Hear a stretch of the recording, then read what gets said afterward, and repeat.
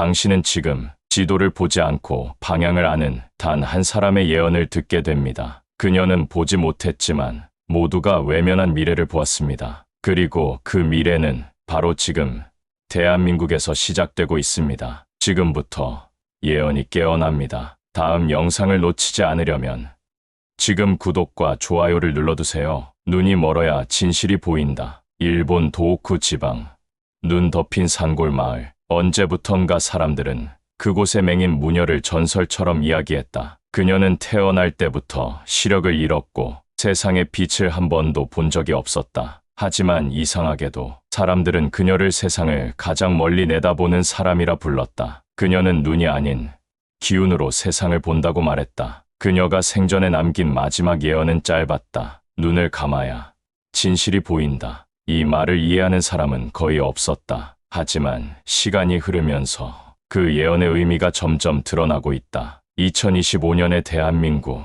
사람들은 넘치는 정보 속에서 살고 있다. 매일 수천 개의 뉴스, 수억 개의 영상, 끝없는 데이터와 통계.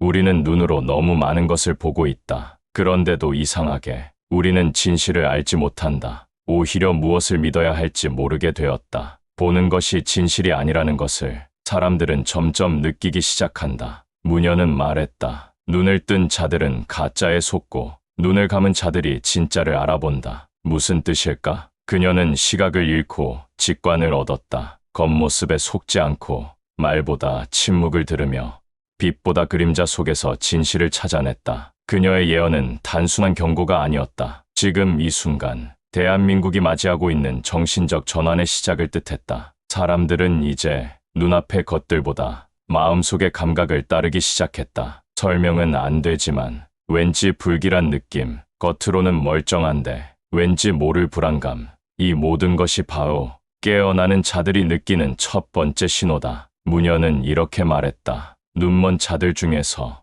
진실을 듣는 이들이 나올 것이다. 그들은 눈이 아니라 심장으로 세상을 읽는다. 우리는 이제 겉모습의 세상을 의심할 필요가 있다. 빛나는 말, 화려한 영상, 자극적인 정보, 그 속에 진실은 없다. 진실은 조용히 숨어 있고 가장 어두운 곳에서 빛난다. 당신이 지금 무언가 이상하다고 느꼈다면 그건 우연이 아니다. 당신의 직관이 깨어나고 있다는 증거다. 보지 않고도 느끼는 사람들, 그들이 바로 예언이 말한 다음 시대의 증인들이다. 한 줄기 하얀 불꽃이 서울을 가른다. 그녀는 눈이 없었다. 하지만 누구보다 멀리, 누구보다 깊게 미래를 보았다. 도호쿠의 맹인 무녀는 자신이 본 환시 속에 등장한 빛을 이렇게 말했다. 도시 위로 하얀 불꽃이 떨어졌다. 그 불꽃은 조용히 서울을 가르고 두 개의 시간으로 나눴다. 하얀 불꽃, 불이지만 뜨겁지 않았다. 그 빛은 타오르기보다 가르고 있었다. 사람들은 이 말을 처음 들었을 때 전쟁,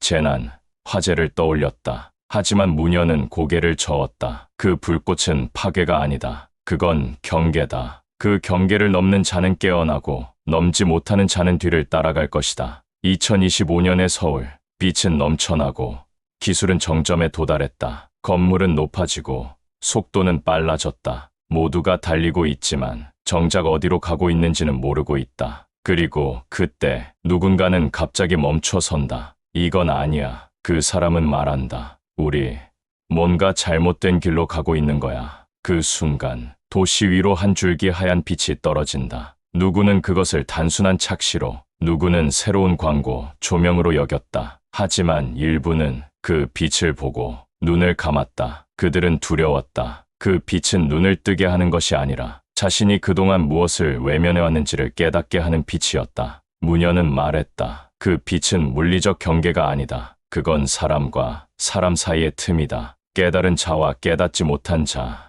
행동하는 자와 방관하는 자, 직관하는 자와 계산하는 자. 서울은 나뉜다. 물리적이 아니라 정신적으로. 같은 공간에 살고 있어도 다른 세계에 존재하는 것처럼 두 개의 서울이 펼쳐진다. 하나는 아직도 속도와 효율을 좇고 다른 하나는 멈추고 되묻는다. 왜 우리는 이토록 허전한가? 그 질문이 시작일지 모른다. 무녀는 마지막으로 말했다. 하얀 불꽃이 도시에 닿을 때 어떤 이는 눈을 감고 길을 찾고 어떤 이는 눈을 뜨고도 길을 잃는다. 당신은 어느 쪽인가? 당신은 지금 서울이라는 이름의 두 세계 중 어디에 서 있는가? 선택은 이 빛을 불꽃으로 볼 것인가, 경계선으로 볼 것인가에 달려 있다. 말 없는 자들이 진실을 전한다. 그녀는 언제나 조용히 말했다. 속삭이듯. 그러나 분명하게 눈이 없던 무녀는 말한다. 세상을 바꾸는 자들은 가장 조용한 자들이다. 2025년 대한민국 사람들은 여전히 크고 빠른 것에 집중한다. 소리를 키우고 주장을 내세우며 보이는 것에 목숨을 건다. 그러나 이상한 일들이 벌어진다. 한 번도 목소리를 낸 적 없던 이가 단 한마디로 모두를 멈춰 세운다. 말보다 눈빛이 강한 사람, 침묵으로 모든 걸 설명하는 사람, 조용한 자들이 세상의 흐름을 바꾸기 시작한다. 도호쿠의 맹인 무녀는 오래전 이렇게 말했다. 말 없는 자들이 진실을 전한다. 그들의 진실은 말보다 깊고 소리보다 멀리 닿는다. 이 말은 한동안 아무도 주목하지 않았다. 사람들은 여전히 목소리 큰 자가 이긴다고 믿었기 때문이다. 그러나 시대는 변하고 있었다. 디지털의 과잉, 소음의 피로, 가짜 뉴스의 범람. 이제 사람들은 더 이상 누가 크게 말하는가 보다 누가 조용히 진심을 말하는가에 귀를 기울이기 시작했다. 그들은 누구일까? 말이 없던 자들, 묵묵히 일하던 청년,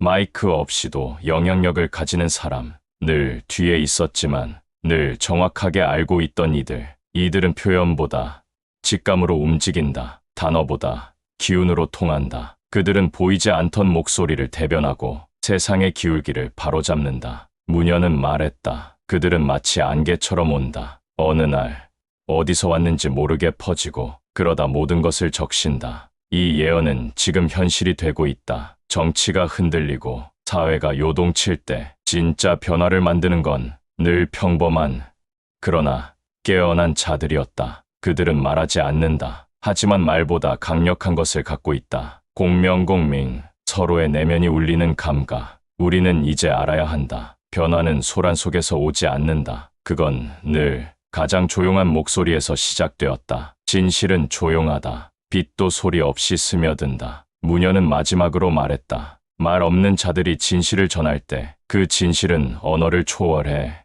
영혼 깊숙이 도달한다. 그리고 묻는다. 지금 당신은 말 많은 세상에 지쳐 있지는 않은가? 그렇다면 당신은 이미 그 조용한 진실을 느끼고 있는 사람일지도 모른다. 붉은 종이 날리는 날, 피가 아니라 꽃이 핀다. 눈이 보이지 않는 그녀는 자주 색을 묘사했다. 그녀는 말했다. 나는 색을 본 적이 없지만 기운을 통해 색을 느낀다. 그녀가 특히 자주 언급한 색이 하나 있었다. 붉은색. 그녀는 이 붉음을 경고이자 희망의 색으로 묘사했다. 그리고 생전에 남긴 예언 중 사람들의 기억에 가장 강하게 남은 문장은 이것이다. 붉은 종이가 하늘을 덮는 날, 비가 아니라 꽃이 핀다. 2025년 대한민국. 어느 날 전국 곳곳에서 붉은색이 퍼지기 시작한다. 시위가 아니다. 폭동도 아니다. 사람들은 스스로 무언가를 외치지 않고 가만히 붉은색의 무언가를 창밖에 내건다. 붉은 리본, 붉은 종이, 붉은 천. 그건 분노가 아니라 평화를 향한 무언의 언어였다. 그 붉음은 이상하게도 따뜻했다. 폭력보다 더 강했고 고함보다 더 깊었다. 무녀는 말했다. 진짜 변화는 피를 흘리지 않는다. 그건 마음이 움직일 때 사람들 사이에서 꽃처럼 피어난다. 붉은 종이는 상징이었다. 그것은 분노이자 사랑, 경고이자 기도, 절규이자 희망이었다. 사람들은 이제 싸우지 않는다. 대신 바라본다. 서로를, 사회를, 미래를. 그 붉은 물결 속에서 누구도 외치지 않았지만 모두가 같은 말을 하고 있었다. 그만하자. 이제는 다르게 살아야 한다. 한 언론은 그것을 역사상 가장 조용한 혁명이라 불렀다. 기득권은 혼란스러웠다. 사람들이 외치지 않으니 어디서부터 막아야 할지 몰랐다. 무력은 통하지 않았다. 그 누구도 싸우지 않았기 때문이다. 사람들은 단지 자신의 창에 작은 붉은 종이를 붙였을 뿐이다. 하지만 그 행동은 도시를 물들였고 정책을 바꿨으며 의식을 바꿨다. 무녀는 예언 속에서 꽃이 핀다고 말했다. 그 꽃은 어디서 피었을까?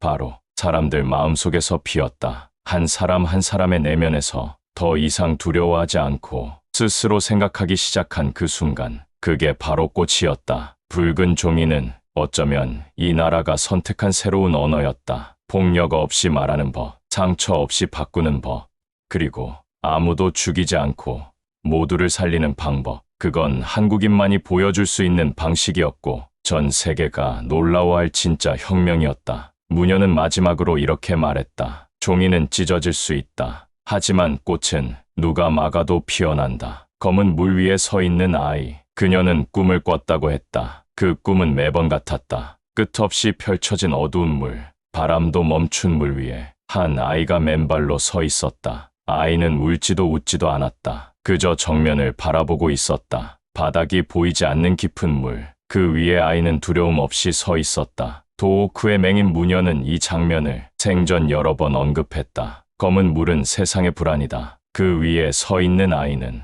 미래의 빛이다. 2025년 대한민국은 혼란이라는 단어로 요약된다. 정보는 넘치고 갈등은 깊어지며 사람들은 서로를 믿지 못하게 된다. 정치는 흔들리고 경제는 불안하고 정신은 피로하다. 그 속에서 어디선가 조용히 단 한 사람이 등장한다. 그는 아이였다. 그러나 그 아이는 단순한 소녀가 아니었다. 그는 새로운 감각을 가진 존재였다. 그는 말하지 않지만 중심에 선다. 그는 나서지 않지만 따라가는 이들이 생긴다. 그는 지식보다 직감으로 움직인다. 사람들은 처음엔 믿지 않았다. 너무 평범했기 때문이다. 너무 작아 보였기 때문이다. 하지만 시간이 흐르자 사람들은 점점 깨닫는다. 그 아이가 서 있는 그 자리는 모두가 무서워 피했던 그곳이었다는 것을. 검은 물 위, 그건 불확실성, 공포, 미래에 대한 두려움이다. 그 물 위에 서 있다는 것은 두려움과 마주한 자의 상징이다. 아이의 존재는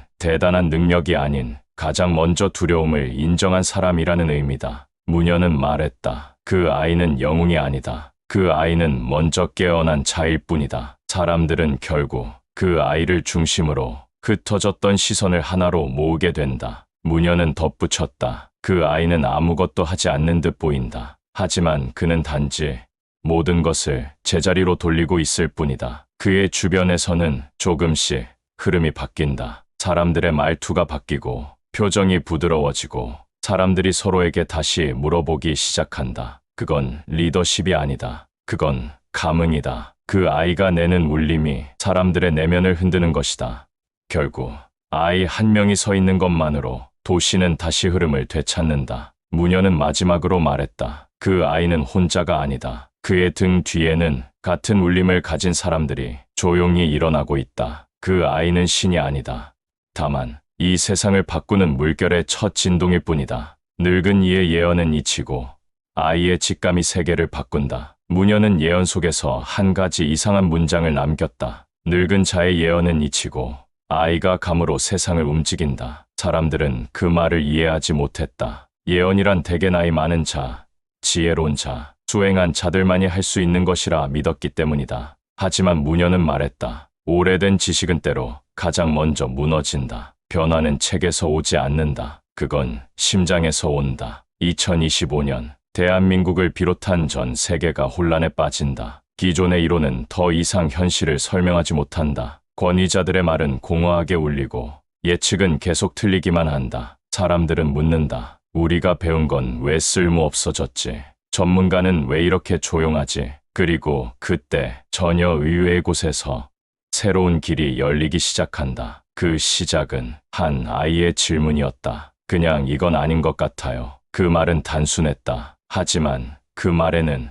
누구보다 솔직한 직감이 담겨 있었다. 이제 사람들은 지식보다 감각에 반응하기 시작한다. 무언가 불편한 기분, 이상하다는 예감, 말로는 설명할 수 없지만 왠지 느껴지는 진실의 방향. 무녀는 그것을 아이의 직감이라 불렀다. 어린아이라는 뜻이 아니다. 그건 타성에 물들지 않은 감각, 해석 없이 받아들이는 감흥, 오염되지 않은 직선적인 판단을 뜻했다. 그 감각은 지금 이 시대를 바꾸고 있다. 회의실에서, 정책실에서, 연구소에서 정답을 말하던 이들은 점점 고개를 숙인다. 그들이 알지 못한 것, 그들이 무시했던 것, 바로 느낌이다. 이제 세상은 질문한다. 이건 옳은가가 아니라 이건 진짜인가 라고. 그 중심엔 새로운 세대가 있다. 그들은 설명하지 않는다. 하지만 몸으로 안다. 그리고 움직인다. 그 움직임은 전염처럼 번져나간다. 지식보다 빠르고 논리보다 정확하게. 그게 바로 무녀가 말한 세계의 전환점이다. 무녀는 말했다. 늙은 자들은 틀리지 않았다. 다만 세상이 너무 빨라졌고 그들의 말이 도착하기 전에 이미 길이 바뀐 것이다. 이제 우리는 묻는다. 나는 지금 느끼고 있는가? 아니면 누가 정해준 생각을 반복하고 있는가? 그 질문 앞에 선 순간 당신도 직감의 흐름에 올라선 사람이다. 새벽에 울린 종소리는 무너진 것을 다시 세운다. 무녀는 종소리를 자주 이야기했다. 그녀는 종을 본 적도 그 소리를 실제로 들어본 적도 없었다. 하지만 그녀는 말하곤 했다. 나는 새벽에 울리는 종소리를 들었다. 그 소리는 땅에서 올라오고 하늘을 향해 퍼져나갔다. 사람들은 처음엔 그것을 죽음의 신호로 해석했다. 종은 장례식이나 위기의 상징이었기 때문이다. 하지만 무녀는 단호하게 고개를 저었다. 그 종은 끝이 아니라 시작이다. 무너진 뒤 다시 세워지는 모든 것의 첫 소리다. 2025년 대한민국은 한 차례 큰 내부 붕괴를 겪는다. 그것은 건물이 무너지는 소리가 아니다. 믿고 있던 가치, 신뢰하던 질서, 맡겨두었던 권위가 조용히 그러나 확실히 붕괴되는 순간이었다. 사람들은 불안에 빠진다. 모두가 말한다. 이제 어떻게 해야 하지? 다 무너졌는데 우리는 어디로 가야 하나? 그 혼돈 속 어느 날 새벽 도시 한가운데에서 작고 낮은 종소리가 울린다. 그 종소리는 누가 울렸는지도 알 수 없었다. 건물도 없었고 종도 보이지 않았다. 하지만 분명히 들렸다. 맑고도 깊은 소리. 누군가는 그것을 환청이라 했고 누군가는 눈물 흘리며 하늘을 올려다봤다. 그 소리는 사람들의 마음속 어딘가를 건드렸다. 두려움에 굳었던 가슴, 분노로 메말랐던 감정, 포기했던 꿈, 모든 것의 중심에 다시라는 단어가 심어졌다. 무녀는 말했다. 새벽의 종소리는 과거를 부수는 것이 아니라 미래를 불러내는 것이다. 그 소리를 들은 사람들 중 일부는 작은 행동을 시작한다. 문을 닫았던 가게를 다시 열고 손을 놓았던 사람에게 다시 연락하고 그동안 미뤄둔 꿈을 다시 펼쳐본다. 그 시작은 작지만 파급은 컸다. 마치 땅 속 깊이에서 잠들어 있던 씨앗이 그 소리에 깨어나 스스로 흙을 밀어내고 올라오는 것처럼 종은 누군가의 손이 아니라 집단의 의식이 울린 것이다. 이제는 누구 하나가 바꾸는 시대가 아니라 모두가 스스로 깨어나 서로를 일으키는 시대. 무너진 것은 필요했던 과정이었다. 가짜를 허물고 진짜를 세우기 위한 침묵의 시간. 무녀는 마지막으로 이렇게 말했다. 그 종소리를 들은 이들은 이제 기다리는 자가 아니라 만드는 자가 될 것이다. 이제 우리는 그 새벽의 종소리를 들었는가? 그렇다면 우리는 무언가를 다시 세울 준비가 된 사람들이다. 그리고 이 시리즈를 여기까지 본 당신이 바로 그 종소리의 울림 속에서 일어나는 한 사람이다. 7개의 예언이 모두 전해졌습니다. 그녀는 시력을 잃었지만 우리보다 훨씬 더 먼 미래를 보고 있었습니다. 이야기는 끝이 났지만 예언은 지금도 진행 중입니다. 그녀의 말처럼 진실은 늘 조용히 다가오고 그 조용한 진동은 이미 당신의 마음속 어딘가를 건드렸을지도 모릅니다. 이제 당신의 직감은 어떤 소리를 들었나요? 그리고 그 울림은 당신에게 어떤 방향을 가리키고 있나요? 지금 가장 인상 깊었던 예언은 무엇이었나요? 당신의 마음에 울림을 준 문장은 무엇이었나요? 댓글로 당신의 생각과 감정을 남겨주세요. 이 공간은 단지 정보가 아닌 감각이 깨어나는 기록이 될 수 있습니다.